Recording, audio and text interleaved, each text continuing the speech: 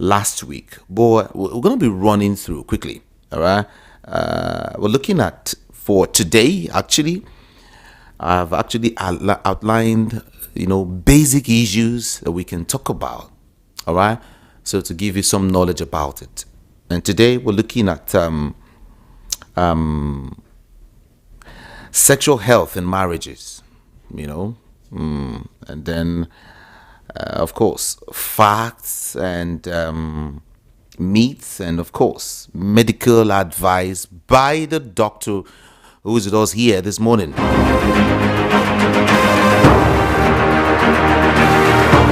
Sexual health in marriage. We want to break it down. When we say sexual health in marriage, what do we mean? What are we talking about? Doctor, help us expatiate on that. Help us understand when you say sexual health. What does it mean, actually? Talk to us. Okay, good morning. Sexual health or sexual intimacy, has to do with, sexual intercourse as we know it to be, and emotional bonding that occurs in intimate relationships, in this case, in a marriage between married people. So apparently, there are a lot of factors that go into a person's sexual health or a couple's sexual health. Like we know, a lot of things attributed to sex are hormone controlled, and there's also a level of mental and psycho-emotional factors too that are actively involved in the quality of sexual health of an individual. So basically, for anybody to perform sexually optimally, the person must be balanced all round in terms of being stress-free, reasonably stress-free, reasonably well relaxed, body well nourished, and then having a good psycho-emotional connection with their spouses. It's very hard for you to relate intimately with somebody who you are bearing a grudge against, or you have silent resentment against, and all that. So we keep emphasizing that there's a psycho-emotional axis to sexual health. But now we've noticed that there's a trend in married couples or people who are in intimate relationships having major concerns about their sexual health. And when this happens, we try to take a holistic approach to it. So we're not just pinpointing somebody as being who is at fault. So you present at the hospital, with your complaints, and investigations are done. It can happen in either sexes. You can find out that a man can start saying that he has noticed there is low libido drive. You can notice that he's complaining that sexual performance is not what it used to be. He can also complain of premature ejaculation. Can also complain of he just cannot maintain or achieve erection for the sexual act. All those are related to different factors. Factors from underlying conditions he may be experiencing that he knows or he does not know about. Can also be from drugs he's taking to control one condition or not, or the other. And then it could also be because of his lifestyle. Is he smoking? Is he consuming a lot of alcohol? Then is he exercising? Is he obese? Does he have so much truncal obesity, so much belly fat? All those, they all play crucial roles in the man's sexual performance. Then also you may also have what we call performance anxiety. So some men will find out that because they were not able to perform optimally, subsequently during the sexual act they are so anxious and they are thinking, is it going to work, or is there going to be a problem again? That anxiety just triggers up a lot of things. Stress gets into the picture, and indeed they have a problem with the performance again, and that can be a repeated cycle. And when that happens for men, it can affect their ego, can affect their self-esteem, can affect their confidence, and it can affect every other important aspect of their lives. So that's why we usually emphasize the need for people to present early, for clinical assessment once they notice any of these things. And we may still, if we have time, we'll still talk about why age is also a factor. Of course. Age is also a factor. because just like women have menopause, men too have andropause, but we don't really find a lot of men knowing more about andropause because the awareness about that is still ongoing. People don't realize that the older you get, your testosterone levels drop, and that is an important hormone produced by the testis in a man that controls his libido, his sex drive, and to a large extent his sexual performance. Then also it's important to realize that certain things we consume and certain things we come in contact with are, they call it hormonal disruptors. So they kind of disrupt the normal hormonal balance, and you now find men having kind of estrogenized. They kind of have some female hormones getting higher than the normal male hormones, and that can also cause more problems for them. And then you have some men also who have high prolactin hormone, which is a milk producing hormone in women, but in some men it now goes high. It affects the libido, especially men who are on certain drugs like antipsychotics. People also have some mental health challenges that they have to be on certain medications, but the side effects of those medications may include high prolactin levels that in turn will interfere with the quality of their erection. So you can see that a lot of things are intertwined. I want to also look at I will try as much as possible to make this topic very broad, because aside the normal drugs that we take, people are used to, or these days youths, men are used to taking these sexual performance, liquid, whatever it is, I don't know, to enhance whatever. I also want to look at that area, but before we get there, do you think is nice, or is good, is okay for you to enhance your sexual whatever at any point in time, as regards men now? Is that at any point in time you need to enhance yourself to do whatever? The truth of the matter is you don't necessarily need to do that, because if you're healthy, you have a healthy diet, you have quality sleep. Another important factor we didn't mention, we said so many factors, is even the quality of your sleep, because your testosterone too, is directly linked to the quality of your sleep. And we have also mentioned that stress is a major factor. When you are stressed out, a lot of things don't interest you. When you are stressed out, your body is pro-inflammatory. You are likely to fall ill. You are vulnerable to many things. A lot of things may be disrupted. A lot of normal processes will be disrupted because of the chronic stress that you're going through. And something as little, it's not really little because it's underrated. The quality of sleep is underrated. Everybody just thinks it's not just sleep, but sleep does a lot. It is during your sleep that your brain gets detoxified. It is during your sleep that you are refreshed. Your energy and vitality, is rejuvenated. But if you're not getting quality sleep, you're going to have a situation where your performance, sexually becomes a big issue. So for people who think that they are enhancing one thing or the other, before you even try to take anything, consume anything, put anything into your system, you are not a medical professional. It is very wrong for you to do so, because you are very likely to run into troubles. Because whatever you have introduced into your system, particularly when you cannot completely verify the constituents, the components, or the effects, whether the so-called good or bad effects that it can have on you, and you don't even know other people that have used it before or what became of them, it's a high risk.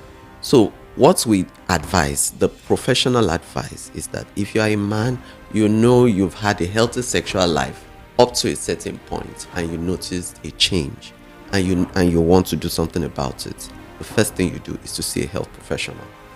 So the health professional would look into your case, because each case is an individual case. It's an individualized treatment. So you can't say there's something in a bottle you give to every man that has erectile dysfunction and it works for them. What if the man is diabetic?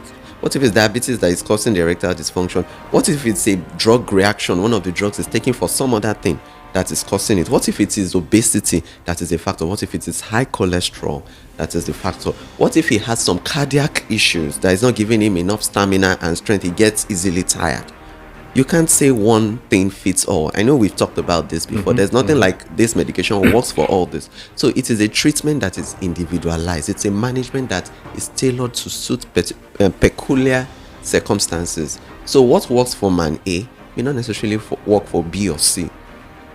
So the main thing to do is, rather than you trying any enhancement or aphrodisiac or anything that may run you into trouble, please see a professional.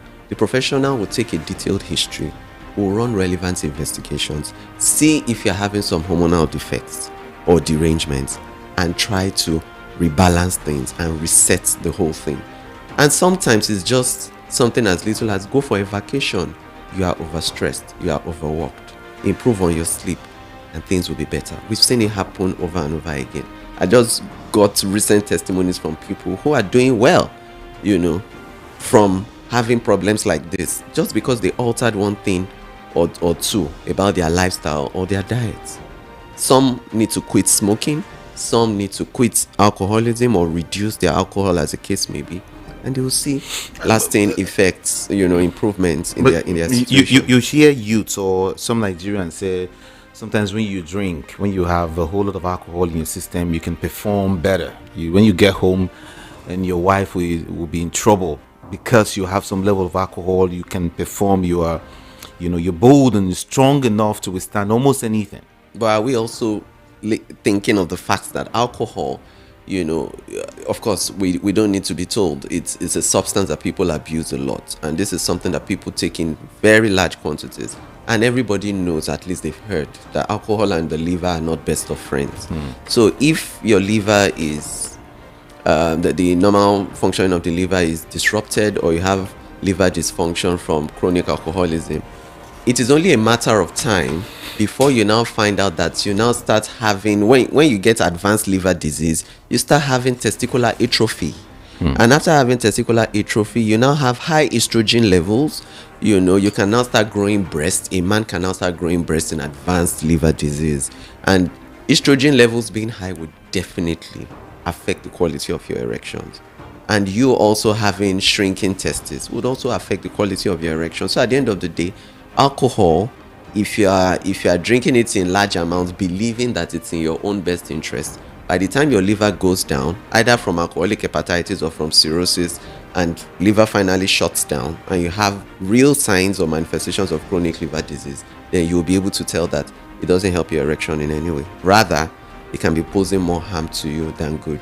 And for people that smoke, the nicotine, that is the addictive, that gives that craving feeling that they always call for more of the smoking, has been known to cause vasoconstriction, because if you need quality erection, you need good blood supply, you need good nervous coordination, and so that will impede proper blood supply to that area. People that have high cholesterol, you can have cholesterol plaques clogging your arteries, preventing good blood flow to that area.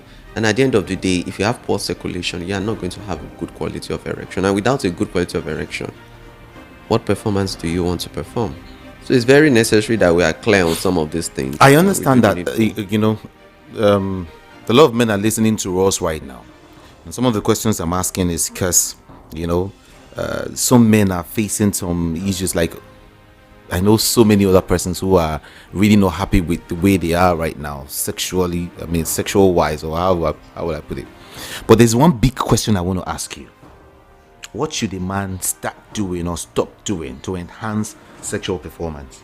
To enhance sexual performance, just live healthy, make healthy life choices. Start from your diet, as simple as your diet. Make sure that your diets are rich in vegetables, in healthy nuts. You are getting rich proteins, you're getting the healthy kind of fats in your food. You go for regular health checks. When they tell you have your sugar elevated, do something about it. That's not the time to disappear. That's the time to ask the doctor, do I need to be on treatment to correct this high sugar?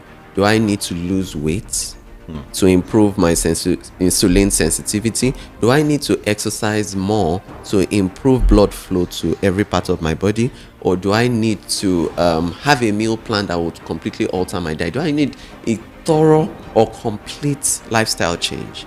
If that is what I need, then you go for it and you make sure you are consistent with it, because sometimes people actually start these important lifestyle changes, but for them to remain consistent till they get the desired outcome is a problem, because that requires discipline, requires motivation, and you keeping your eye on the goal or the objective you want to achieve. So it's very important for men to realize that going for regular health checks cutting down on alcohol consumption, cutting down on smoking or stop smoking completely, maintaining a healthy weight.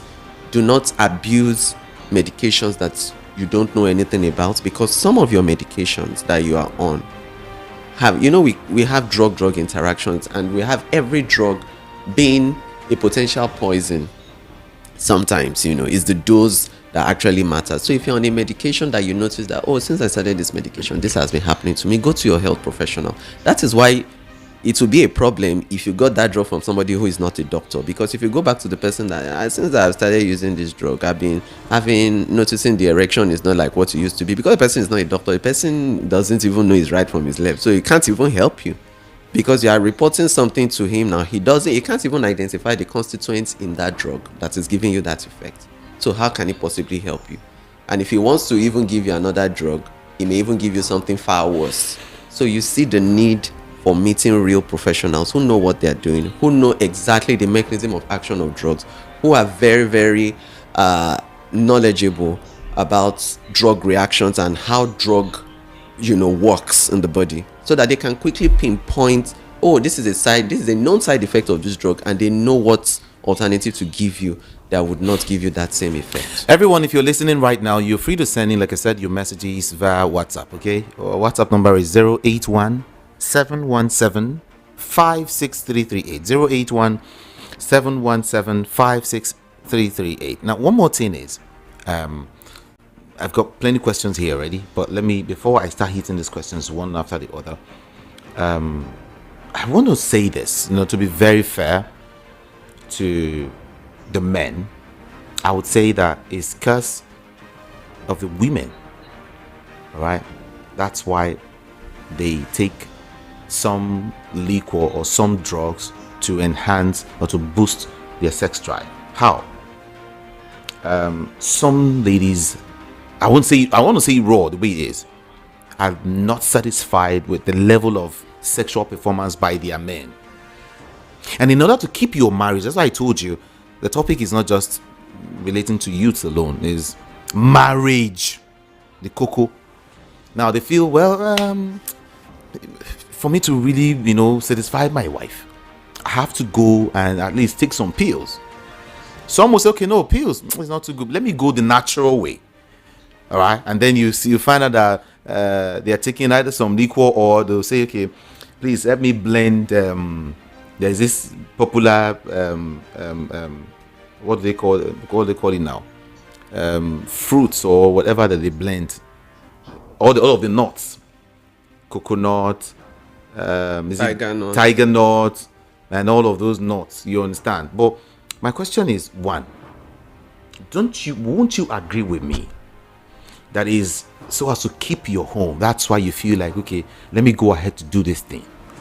That's one. Two, all of these nuts I mentioned, this combination, is it always good for men to take? Is it something you would say is okay, well, you can take it, to enhance your performance? Is it two questions in one?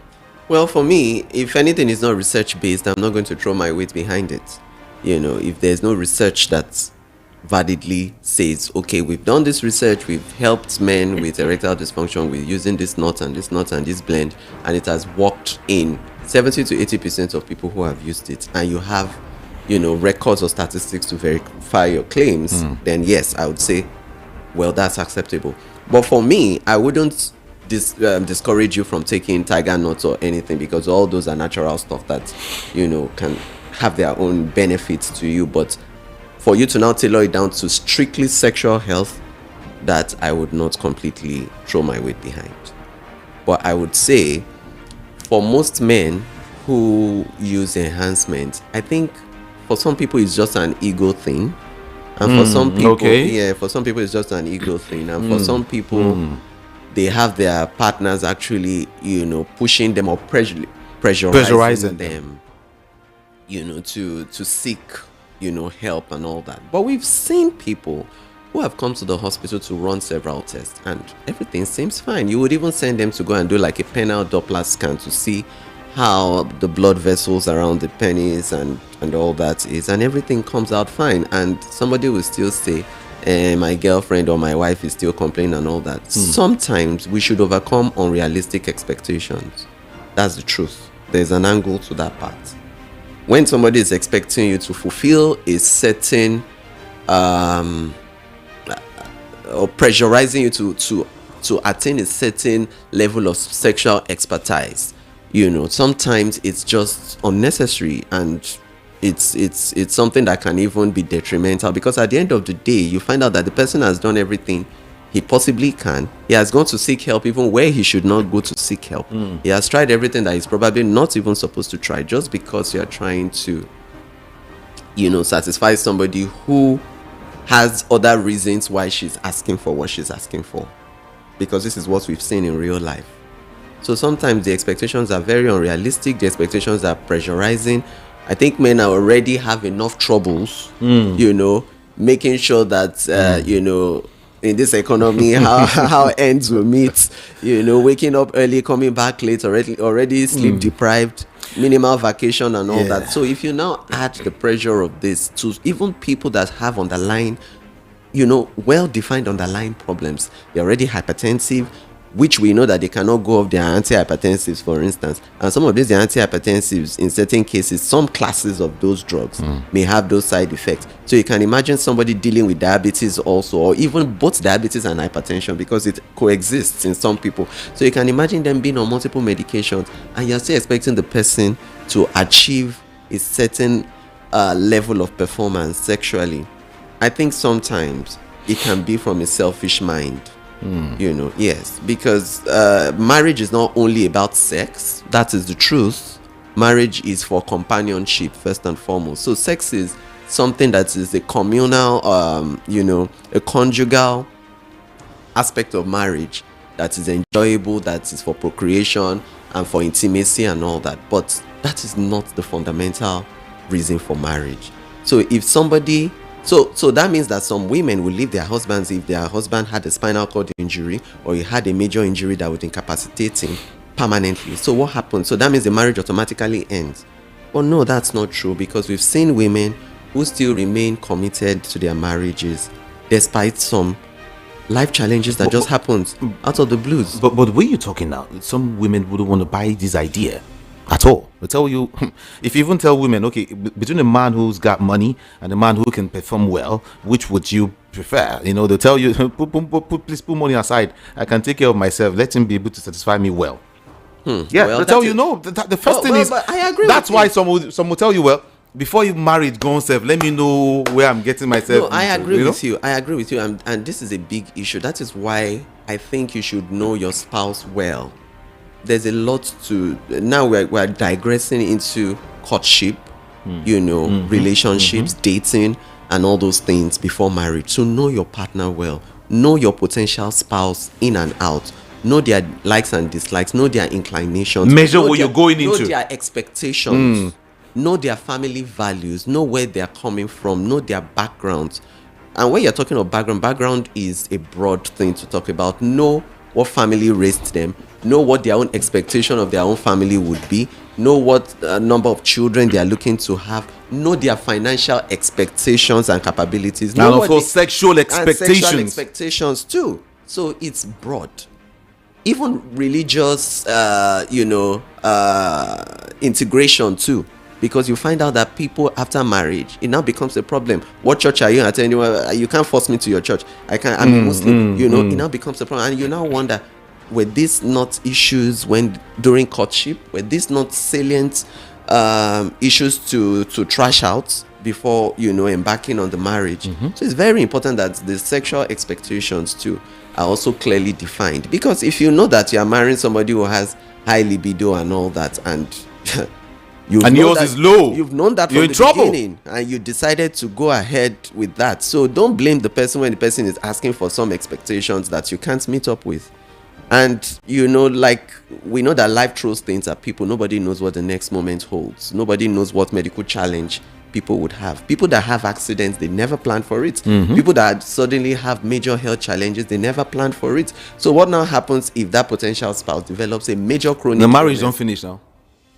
But you remember the vow? I thought it was for better, for worse. I thought it was till death do you part.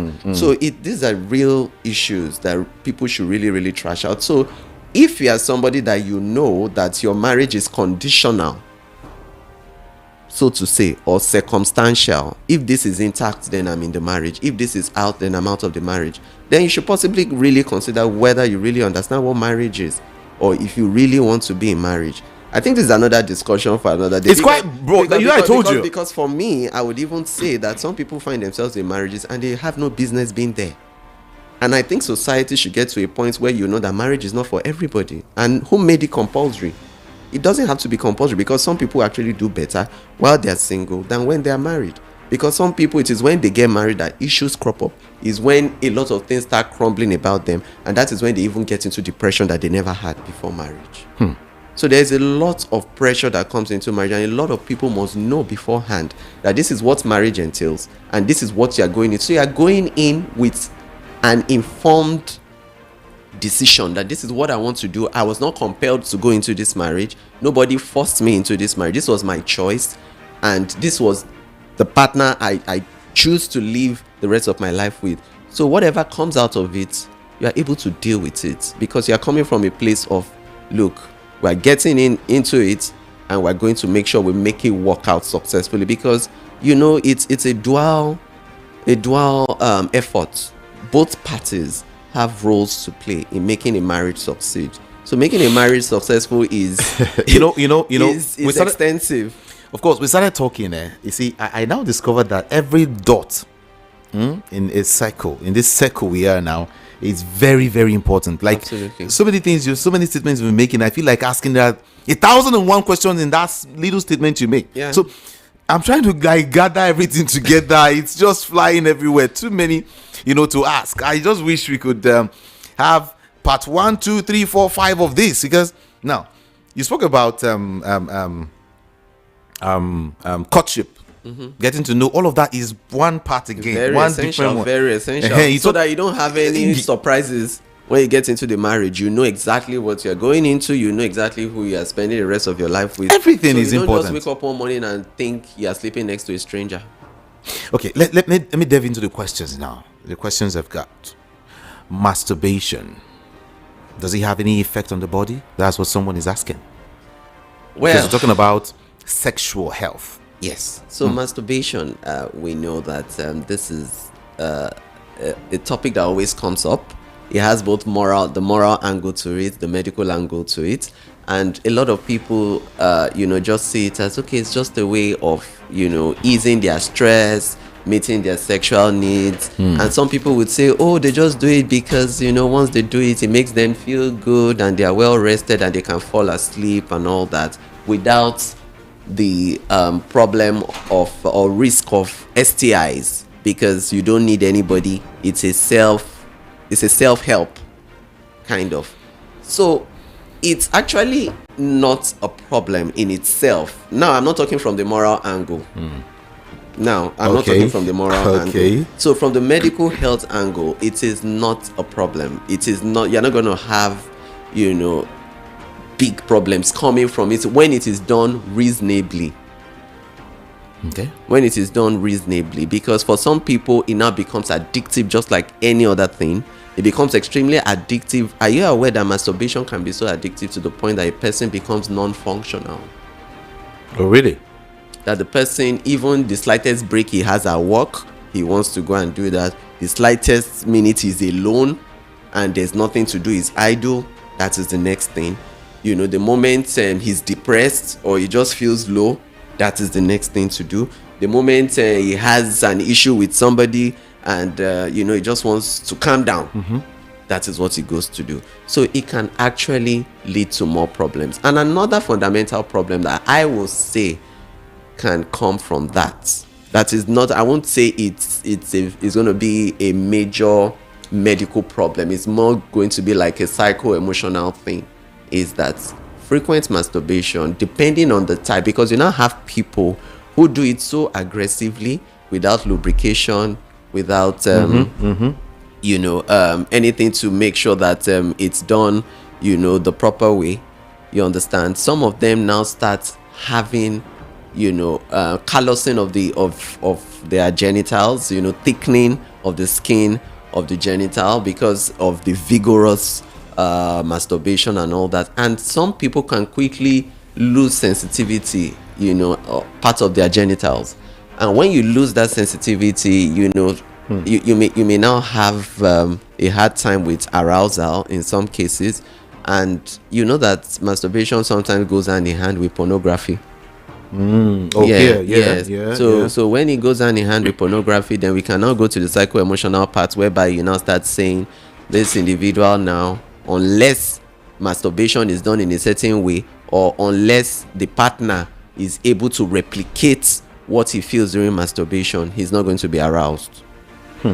Yes. And then you can now have people who, when masturbation, which is when pornography, which is another serious addiction, now gets into the picture, they cannot now have any arousement unless they watch a particular kind of pornography.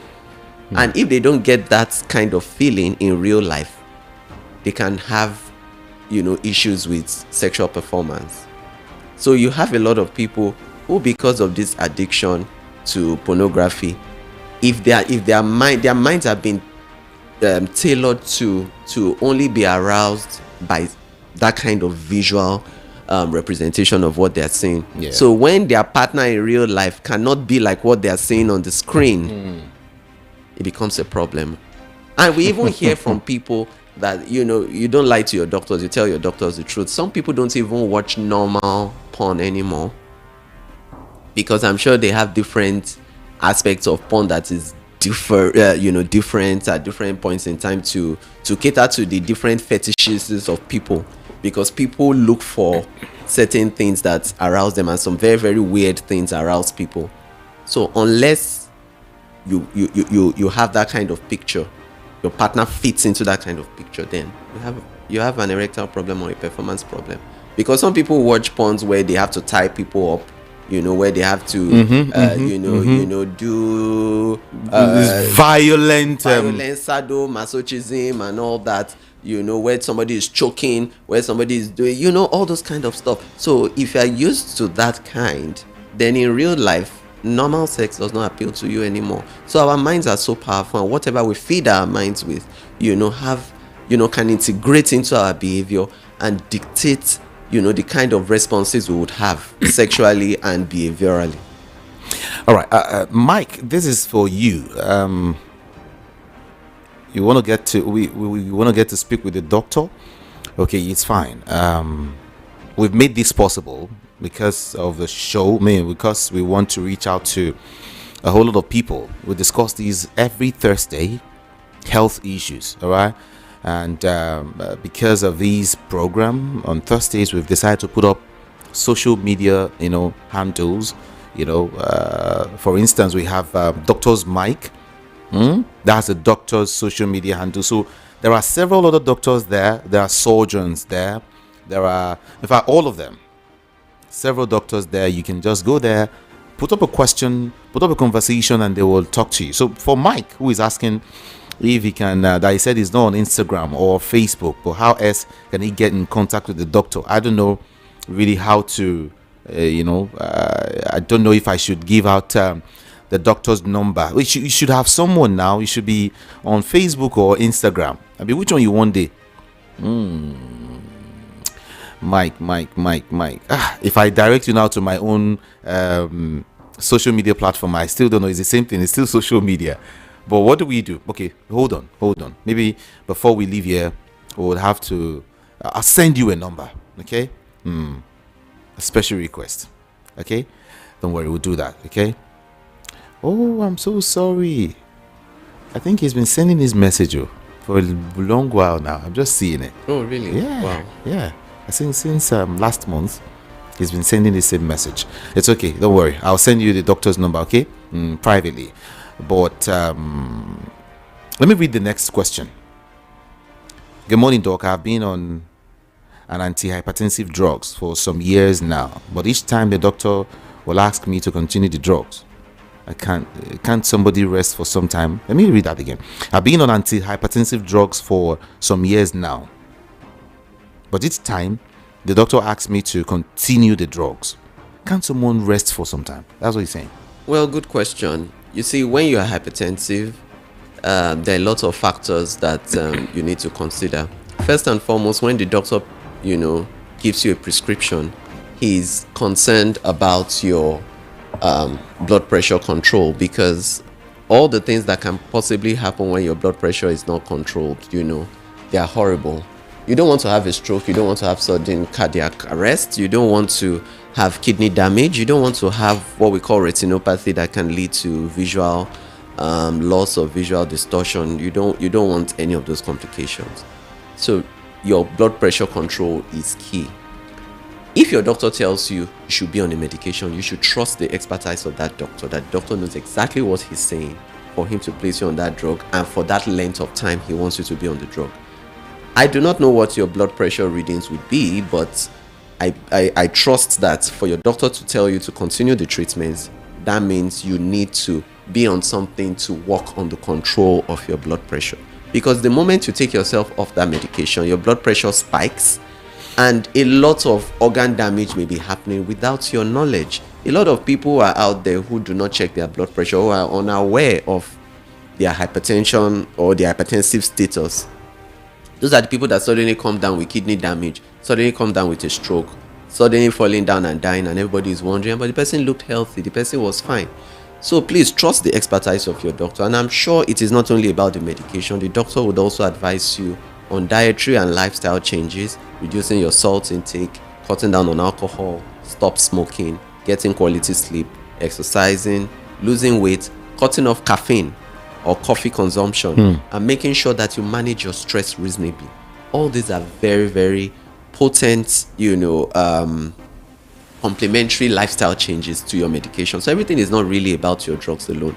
But if your doctor says you should be on your drug, please, I beg you, be on those drugs. And make sure that you go for regular health checks, so that after a while, your doctor may see the need to drop the dose of that medication, or tell you, he will tell you how to stagger it if need be. But for now, if he told you to be on it, that's the best advice. All right, let me get to Yusuf.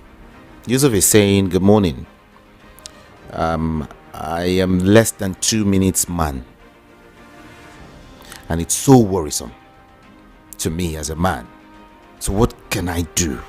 What do I do? How do I go about it? So premature ejaculation is also a big issue that affects a lot of men when it comes to their sexual health, where the sexual intercourse period is so brief, and then they find out that they're already ejaculating before they actually intend to.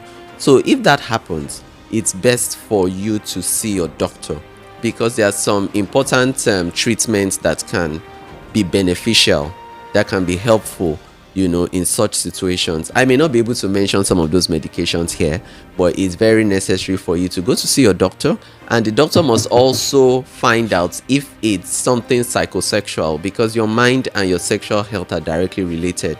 So if there are any mind factors, that may also be putting you at risk of premature ejaculation, your doctor will be able to determine that and advise you accordingly.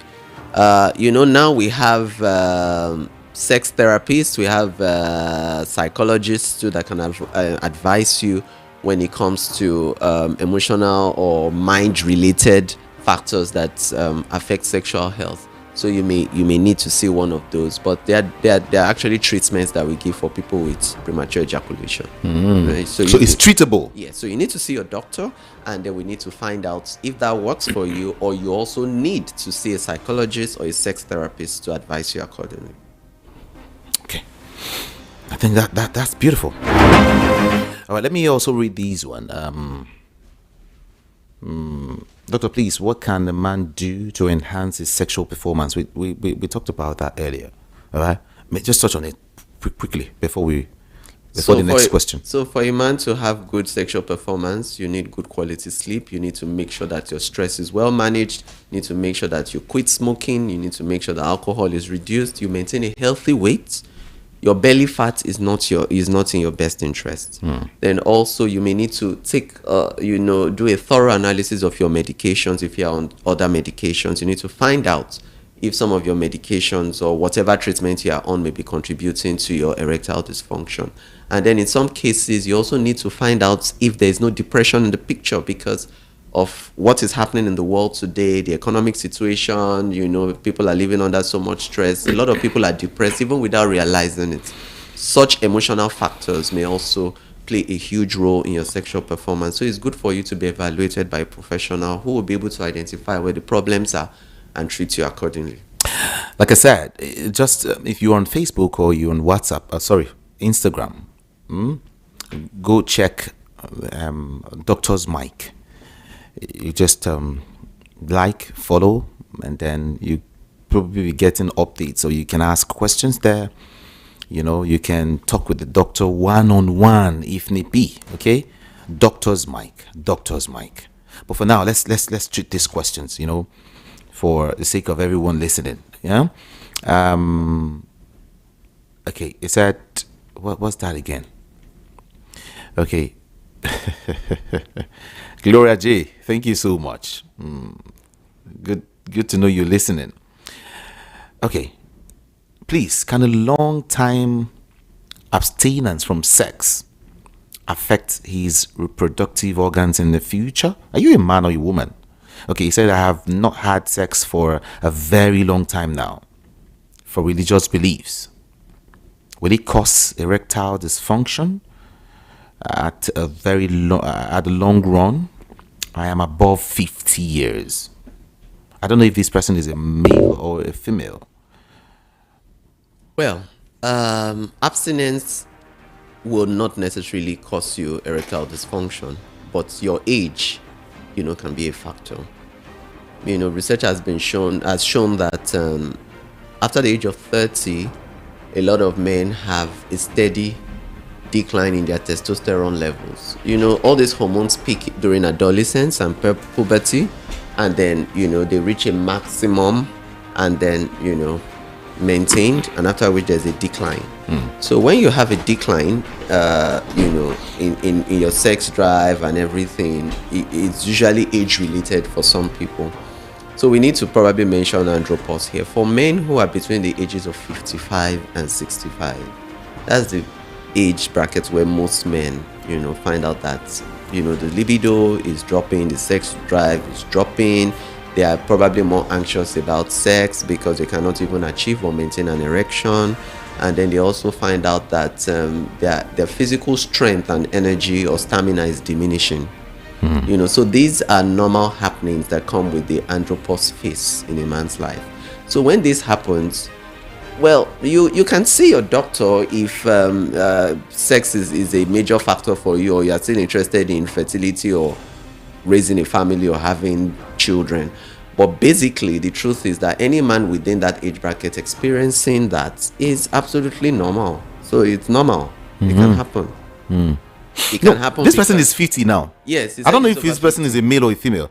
He hasn't had sex for a while. So maybe, I don't know if it's a while, years or months or something. It's likely going to be a man, because if he was a woman, then we'll even be thinking of menopause, and she won't be thinking of fertility and all that, or, most women around that age bracket. But just for satisfaction, self-satisfaction and all that. Oh, well, depending on whether it's a man or a woman, the important thing is that if you are within that age bracket, even if you're a woman, you're beginning to also be perimenopausal, and you're going to be having vaginal dryness, loss of libido, a lot of things are thinning out. You're not going to be having your normal hormones as it should be, and definitely the sexual drive will diminish. So when this happens, you go to see a health professional. If it's a factor for you, they may give you some things that would help you. We have certain things. You have the hormonal replacement therapy, which is not applicable to everybody, and then you also have some important gels and creams and all that your gynecologist can give you to help you to maintain the moistness, of the area and all that. And then possibly put you on some medications, some hormonal medications that would assist you. But like I said, it doesn't apply to everybody. It's not applicable to everybody, because some of these treatments may pose their own danger depending on the family you come from and what illness is in your family line. For instance, the hormonal replacement therapy is not okay for people who have a history of breast cancer or ovarian cancer, for instance, because you can increase their chances of developing that. Thank God I remember. Let me also add this. There's a question. I know a distant relative of mine. she's a woman, and then for a long while, she hasn't had sex. When her husband died, long ago, I think she was about 42. When she last had sex with the husband, and I tell you that this woman is about 67, 68. Like nobody, she hasn't. She told herself, since the main person don't die, the place will close forever, and it has been like that.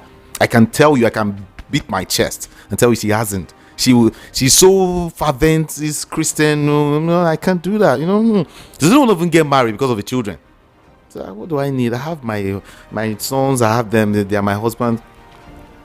But the question I want to ask is, can such a person have any health issues because of not having sex or for a while? Is it possible? Absolutely. She's not going to have any issues at all because she'll be perfectly fine.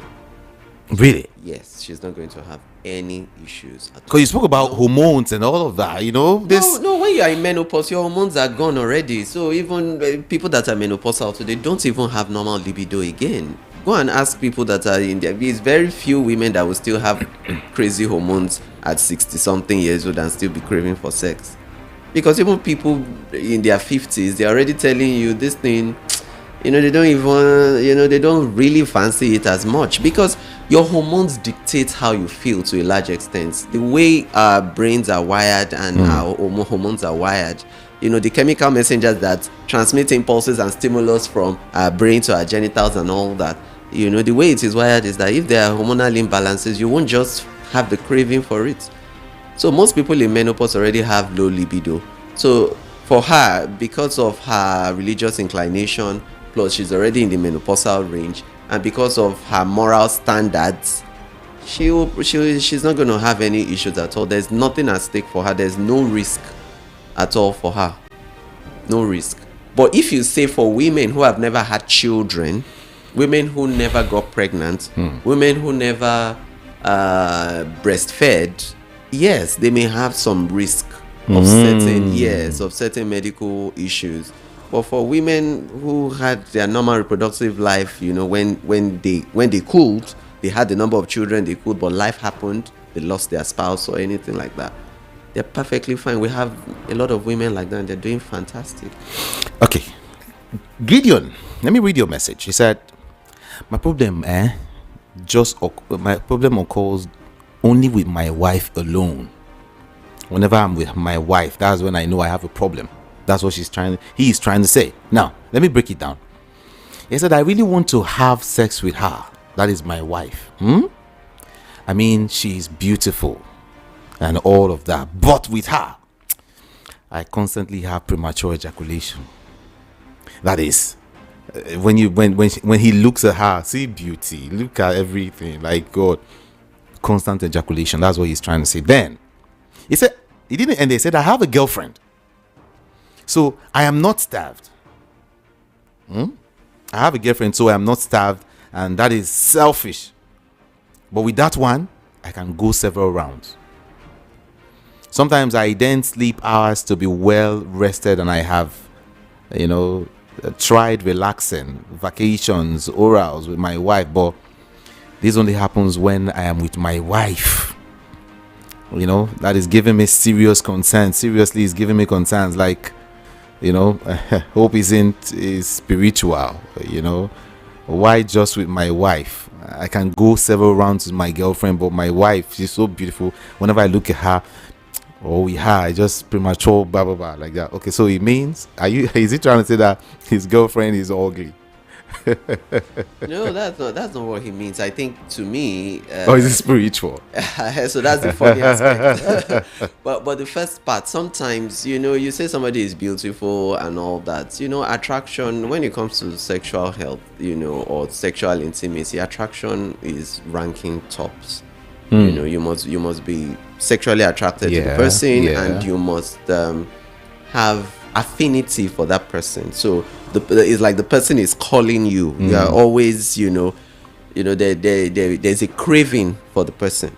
So if you don't have that attachment, you may use all the nice compliments of beauty and looking good and all that, but if you are not truly attracted to the person anymore for different reasons, we don't know who you're talking about. You may be attracted to the person's beauty and all that, but you live with the person. Maybe other aspects of the person's life is not attractive to you anymore. And that can give you some silent resentment that you have not dealt with. Because when it comes to the human mind, it's complex. So somebody you're attracted to normally, maybe because certain aspects of their lives don't align with yours anymore, you now have a kind of distance, and you just can't understand why the attraction is not like the way it used to be before. Then of course you may need to be evaluated by a sex therapist, because they need to ask you lots of questions to find out, okay, what is attractive in that other person? Why do you find out that there must be something that is not letting you have the same attraction and level of intimacy? But funny enough, this same thing this guy is saying, I've had discussion with more than 10 people, and these persons are close to me. They're free to discuss with me because that's why I said there's a mind thing. They'll tell you this babe too fine. She do and everything. But on a lighter mood, I can tell you what I've heard. This is not scientifically proven, so this is not doctor's gist. No. Okay. But some people will this is reality. This is reality. I'm not telling you science. So what I'm saying now is not science, but this is what people say, and this is what the trends we hear from people. So people will tell you that, you see, that thing that is forbidden, the forbidden fruit, tastes better. That thing that you're doing in secret, that thing that you're doing on the side, that thing that you're doing, that is in the dark, there's something to it. You stealing something that is not yours, you taking something that is not yours, you doing something hidden. There's this. I don't want to use the wrong name for it or the wrong term, but there's this attraction you have for something that goes on secretly behind closed doors than something you're already used to. So I think this thing in the mind, I think I'm getting where you where you flow into it. So this good. Thing in the mind, This thing in the mind also means. So it's my own. That one that is my own is my own. Is at home. So let me go and steal that one. I'm stealing now. I can die there. You have all your rushing because of that one. Doctor, you know book. You too know book. I don't like you. You too know book. So oh good. So I'm not saying that's science based, but I'm saying that is what we hear. That's the trend that we hear from people. That so you find out that people are outperforming themselves, outside than what happens in house for this reason. So it can be really complicated. Anything that has to do with sexual health has a lot to do with the emotions and the mind. So to a large extent, a lot of factors will determine when a man performs well or when he doesn't, and a woman too. During sex, if she's grudging you because you have not paid what you're supposed to pay, or you are having some kind of argument or something went wrong in the home, it can also affect, the person's receptiveness to you. So emotions and sexual health cannot be separated. They are closely linked, and there's a strong association. So we must make sure that to have a healthy sexual health, you must also make sure that your emotions and your mental health are also intact. Doc, I there's one thing I know, that discussion, that particular question that man asked, is quite deep. It's quite deep. I have several, but let's put it aside so we won't. Sometimes I wish we have enough time. Yes. To talk about this, and this is why I call on people to try and sponsor the show so we have a lot of time. Pharmaceutical companies can come around and sponsor it, and health organizations, all of these people come around. Let's do stuff together. Okay. Seminars, workshops. Yeah, let's create awareness.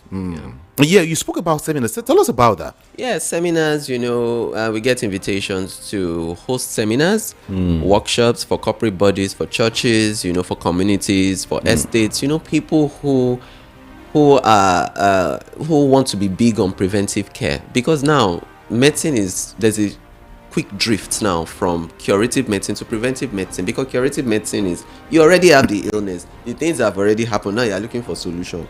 What preventive medicine or preventive care is, you don't even want it to happen to you in the first instance. You want To do everything possible to make sure. Exactly. So health promotion strategies. What are the things you would do to maintain good health? How do you maintain good health? How do you make sure that you remain in that healthy state? And now we're talking of healthy state in terms of World Health Organization definition of health. It's not just not being sick physically. So physical, mental, emotional, and social. Yeah. Physical, mental, emotional, and social well-being. Even economic well-being. Because if you don't have money, I like It's the a fact. problem. I like that when you said, going for seminars and what do you call it? seminars, workshop, all those things. People need to know these things. Yes, because a lot of people. Sometimes, especially in churches, when you gather people together, it's not every time you tell them, okay, No, most times we ask come after. for No, church let's talk activities. about your health, Yes, because this sexual health, and all of these things. because these things affect us. These things affect us. People are sick every day. And most of the time, because of the rising cost of healthcare and inflation and everything, when people can't cope with the treatments, they still come back to the church, or they go back to their religious, to the mosque or wherever to seek for help. So why can't we from those places start instituting preventive care, letting people know about their health, knowing about health promotion strategies, knowing what they can do to maintain their health, knowing the necessary lifestyle or dietary changes they need to make, to maintain good health, and then emphasizing the need for regular health checks, and then possibly, even providing this care to them at subsidized rates. It's very, very essential that our religious institutions to have a huge role to play. Our community leaders, they have a huge role to Of course. play. All these People are different never looking all at the these things community anymore. stakeholders, the chiefs or the elders in the community, they have a role to play. It's our responsibility. Sometimes to take care of you our need to people. gather estates, a whole estate. Bring everybody should come out. Everybody come Come out, and hear everybody something listen different. to what applies No- to men, Yes, listen to what applies yes. to women, ask your questions, and then we have a solid interaction. Corporate organizations are tired of hearing somebody slumping and dying during working hours. People are tired of hearing that absenteeism, this one has been absent for like 1 month, always sending in medical reports that he can't resume at work because of one problem or the other. Whereas this can be tackled through preventive care. And what people need are all these trainings, seminars, trainings, workshops, as the case may be. And we also do emergency responses. We're able to teach you, if you have an emergency, what do you do before the arrival of a doctor, or what do you do before you get a patient to the hospital? What are the little first aid trainings that you can do that can save a life while you await transfer to a hospital? All these are crucial life-saving skills. See, everyone, let me tell you, in case I've not read your question, I have a lot of them here. Plenty. And my time, no, I'm not going to cover them. I want to beg you, see, Thursday, same time, please, can you repeat these questions in case I won't be able to touch yours? Okay? In case I won't be able to read all of them. But please, next Thursday, repeat your question. Send it again. Okay? Exactly. Now, let me ask. Say, good morning, please. Help me ask the doctor. I can have sex for a long time without ejaculating, and it's giving me a big concern. Earlier, he said, please ask the doctor if masturbation can cause long ejaculation during normal sex before this one. So I think, I don't know, he said I can have have sex, no, without ejaculating. So there are different factors to that. Sometimes you have people who have reduced sensitivity, either from vigorous masturbation or wrongly done masturbation, and because of loss of sensitivity, that to achieve ejaculation or an orgasm, would be longer. And then some people have what we call retrograde ejaculation, whereby the ejaculate, rather than it coming out externally, is directed backwards. You need to see a urologist for a thorough assessment and finding out exactly why that is the case, because it can be retrograde ejaculation in this case. And in some other cases, there are some medications that people take, either for prostate issues and all that they notice that after taking it, even when they do ejaculate, the ejaculate is so minimal, very minute compared to what it used to be, or they may not even see any ejaculate at all. So all these are factors that a urologist will be able to thoroughly assess and evaluate. All right, a urologist. So you've heard that. Let's look at this one again. Every morning I always warm one sachet of pure water to drink before I brush my teeth, and always before bedtime at night. Is it healthy? Is alkaline water good for the body? It's always good for you to stay well hydrated. Pious or better? It's always good for you to be well hydrated. Your body is made up of 60 to 70% of water, so you can't be wrong to drink water. It will help your kidneys do their work well. Your skin will look fresh, and your wrinkles would delay before manifesting on your skin, and then your digestive system would actually work optimally as well. So waking up in the morning to drink water, excellent stuff. And then making sure that even during the day you drink as much as possible, because we live in the tropics, we sweat a lot, our weather is really quite hot, apart from now that we have the rains. So you drinking lots of water can't be wrong. So it's essential that you keep doing that. Alkaline water, well, it's something that I would still say is hanging in the balance for me, but I would say whether water is alkaline or not, the kind of water that you have access to, please drink as much as possible, and make sure that when you drink water, the color of your urine tells you about your level of hydration. So if your urine is deeply concentrated or has a strong smell, it means that you're dehydrated. You need to drink more water. So your urine should be pale yellow in color or clear. Very important for you to know this. Okay, Jude, I want to ask the doctor. My wife doesn't have any urge for sex. She's diabetic for over 15 years, and she has been on drugs for that diabetes. Someone said that the reason she is not having an urge is because of the drugs. She's on her early menopause as a result of the drugs, also because, and she's just 49 years. Is this true? Well, don't say just 49 years, because menopause, we talked about this, was it last week or 2 weeks ago? It's usually between the ages of 45 to 55, and we even have some women who are even attaining menopause earlier. So it's definitely a perimenopausal symptom. So it's not about your drugs, it is menopause. That's why she's not having. So it's not about the drugs? It's not about the drugs. It's actually menopause that has set in. And she's going to have vaginal dryness, she's going to have loss of libido, she's going to have sleep issues, hot flashes, irritability, mood changes, and all that. So basically for her, menopause is setting in. So that is what is responsible for that. So if it's still a concern for you, you see your gynecologist, and your gynecologist, based on the history of diabetes she has, will be able to determine what is best to do for her, what options will be suitable for her to at least improve what she's experiencing currently. But it's strictly menopause. Emmanuel, I would answer your question myself. You don't need the doctor to answer this one. Huh? Let me read this question.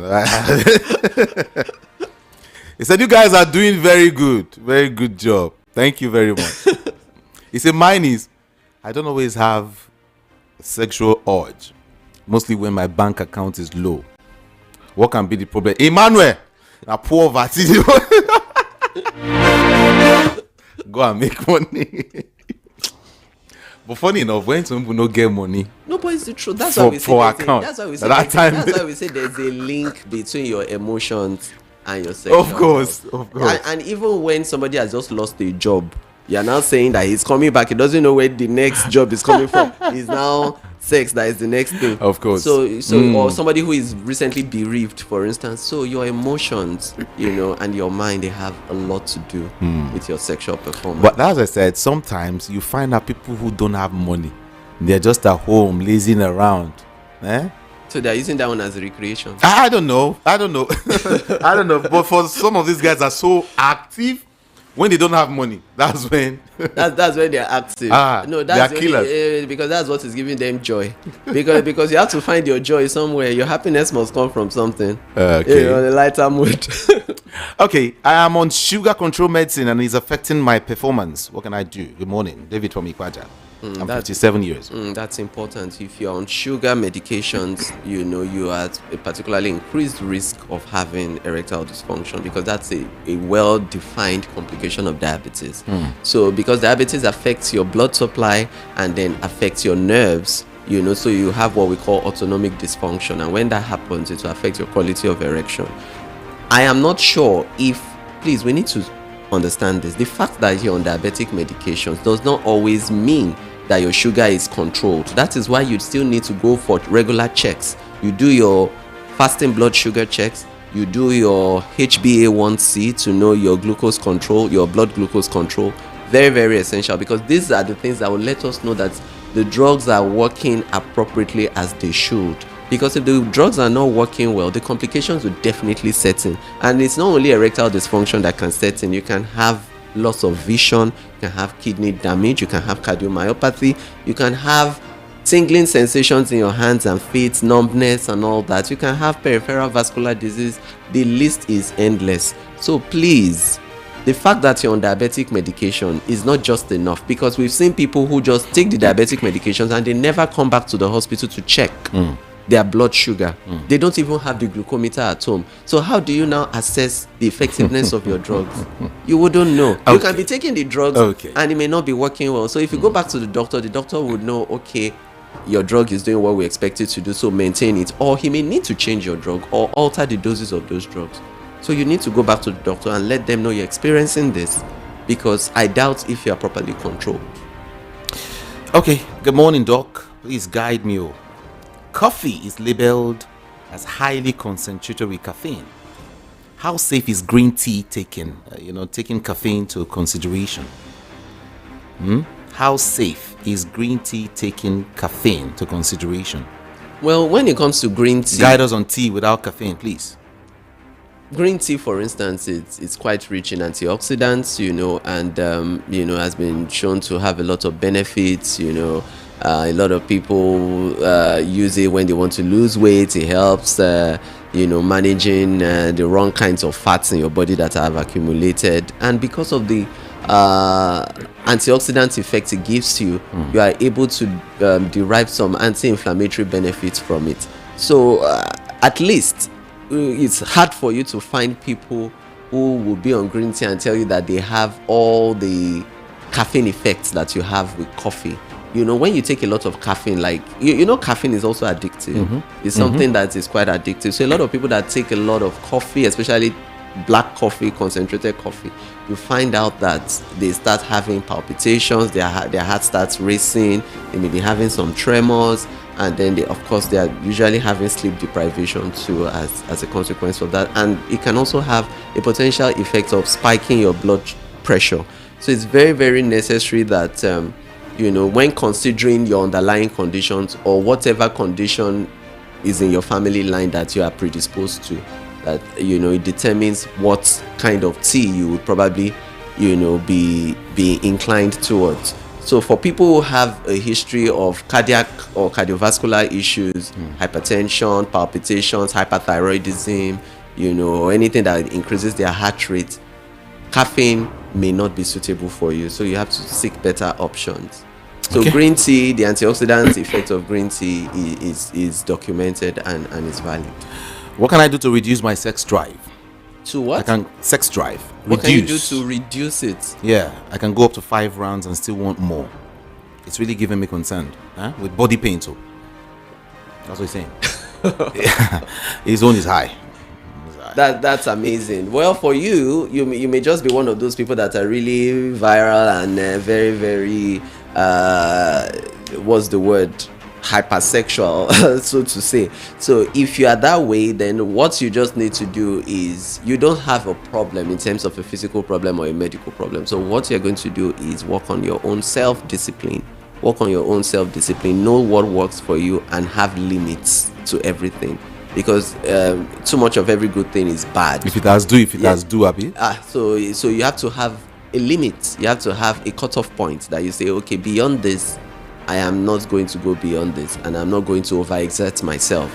So the truth of the matter is, yes, you may have a high sexual drive, which is fine, which is natural for some people, but that doesn't necessarily mean that, we are human beings, we have intelligence, and we are also able to have control over our urges, or we don't do things on impulse. We are not robots that are programmed to do something somehow and we can't restrain ourselves. So self-restraint, self-discipline is key in this kind of so you don't get into trouble, because if you have uncontrolled sexual urge, problem is knocking on the door.